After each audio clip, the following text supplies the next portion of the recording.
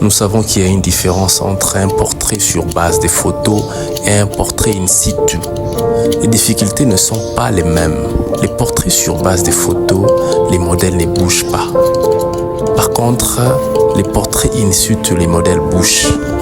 Mpassa Kutaroli, enseignant de l'art à l'Académie des Beaux-Arts de Kinshasa et encadrant ou maître d'atelier des personnes vivant avec handicap au centre Koli.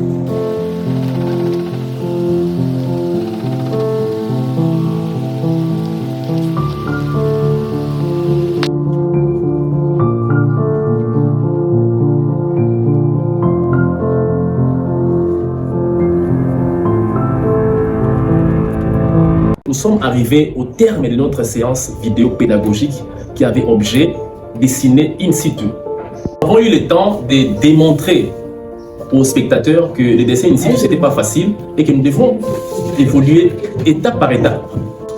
En fait, la première étape, c'est l'observation. C'est une étape très importante que l'artiste est en train de faire pour pouvoir dégager les différents éléments liés à l'anatomie. La deuxième étape est liée à la structuration. C'est-à-dire l'artiste est en train de structurer son espace. Comme on dit, les dessins, c'est construire. Il est en train de construire et de structurer l'espace. Okay. La troisième étape est liée à la prise des mesures. C'est-à-dire la tête entre combien de fois dans l'ensemble du corps humain. Il prend les crayons, il tend le bras droit et il ferme un œil pour pouvoir prendre facilement les mesures. La prochaine étape, c'est lié à l'intégration de la connaissance d'anatomie. En fait, l'artiste critique son dessin qui a été structuré. Alors, l'étape suivante est liée à la suggestion des hachures, des ombrages. Il est en train de suggérer en déterminant les zones éclairées et les zones dans l'ombre. L'autre étape, c'est lié maintenant à l'aspect profondeur. Comment rendre les dessins profonds en évitant les lignes de contours. C'est-à-dire les lignes de contours sont très importantes pour donner la forme. Mais par après, les lignes-là ne sont pas vraiment importantes parce que c'est l'ombrage qui détermine la contour. D'ombrer son dessin et par après, l'artiste il prend les papiers mouchoirs pour estomper ces différentes lignes.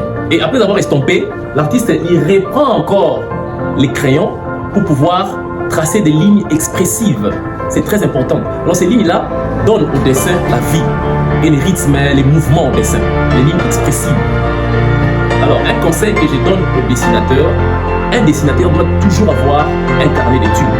Dans les carnets d'études, surtout lorsque nous dessinons la tête, devrait vraiment avoir une connaissance de l'ostéologie et même des myologies. C'est-à-dire l'ostéologie des squelettes, la myologie, c'est ce qu'on appelle les corchets. C'est très important. Parce que quand on travaille à un certain endroit, on peut comprendre qu'ici, il s'agit d'une partie en concave et de l'autre partie en convexe. C'est très important d'avoir un carnet d'études. Donc moi, je suggère à tous les artistes et étudiants d'avoir toujours des carnets d'études. C'est très important. Donc je vous invite à vous abonner sur cette chaîne afin d'être informé sur les différentes leçons. C'est-à-dire les prochaines leçons portera sur les orientations de la tête, vue de face, vue de profil, vue de trois quarts. Merci beaucoup.